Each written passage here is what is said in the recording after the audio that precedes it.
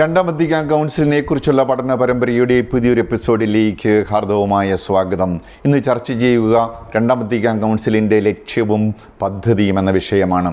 23 യോഹന്നാൻ മാർപ്പാപ്പയായി തിരഞ്ഞെടുക്കപ്പെട്ട് 3 മാസങ്ങൾ കഴിഞ്ഞപ്പോഴേക്കും 17 കർദിനാളന്മാരുടെ മുമ്പിൽ വെച്ച് നമുക്കൊരു കൗൺസിൽ വിളിച്ചു കൂട്ടണമെന്ന് പറഞ്ഞപ്പോൾ പലരും അത്ഭുതപ്പെട്ടു.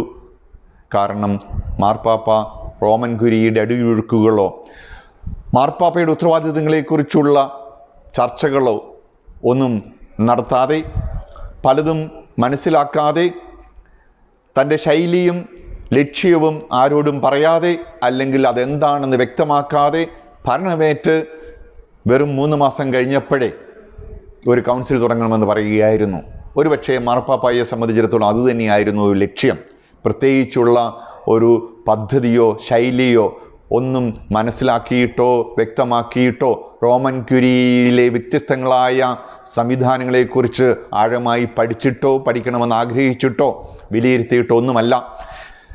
ലോകത്തിനു മുമ്പിലും ക്രൈസ്തവർക്ക് മുമ്പിലും സഭയെ ഒരു തുറന്ന പുസ്തകമായിട്ട് അവതരിപ്പിക്കുക, എല്ലാവരും ഒരുമിച്ച് കൂടുക, ഒരുമിച്ച് പ്രാർത്ഥിക്കുക, എന്നിട്ട് സഭ ഒരുമിച്ച് ദൈവശാസ്ത്രജ്ഞരും മെത്രാന്മാരും പ്രാർത്ഥിക്കുന്ന വിശ്വാസികളും എല്ലാവരും കൂടി ഒരുമിച്ച് ഈ സഭ ഇനി എങ്ങനെ മുന്നോട്ട് കൊണ്ടുപോകണമെന്ന് ചിന്തിക്കുക, പരിശുദ്ധാത്മാവിൻ്റെ നിവേശനത്തിൽ വിശ്വസിച്ചുകൊണ്ട് സഭയുടെ മുന്നോട്ടുള്ള വളർച്ചയ്ക്കും പ്രേക്ഷിത പ്രവർത്തനത്തിനുമായി ലോകത്തിനു മുമ്പിൽ തുറന്നിട്ട പുസ്തകമായിട്ടിരുന്നു കൊണ്ട് തന്നെ പ്രത്യേകിച്ച് നിഗൂഢങ്ങളായ അജണ്ടകളോ ഒന്നുമില്ലാതെ വളരെ സുതാര്യമായി സത്യസന്ധമായി ഈ സഭയെ മുന്നോട്ട് പരിശുദ്ധാത്മാവിനാൽ നയിക്കപ്പെടുന്നതിന് വേണ്ടി തുറന്ന പുസ്തകമായിട്ട് അവതരിപ്പിച്ചുകൊണ്ട് പ്രത്യേകിച്ചൊരു ലക്ഷ്യമോ പദ്ധതിയോ ഇല്ലാതെ ഒരുമിച്ചിരുന്ന് സഭയുടെ ലക്ഷ്യവും പദ്ധതിയും ക്രമീകരിക്കുക എന്നതായിരുന്നു 23 യോഹന്നാൻ മാർപ്പാപ്പയെ സംബന്ധിച്ചിടത്തോളം അദ്ദേഹത്തിൻ്റെ ലക്ഷ്യം. അതുകൊണ്ടാണ് അദ്ദേഹം കൗൺസിൽ വിളിച്ചുകൂട്ടിയത്.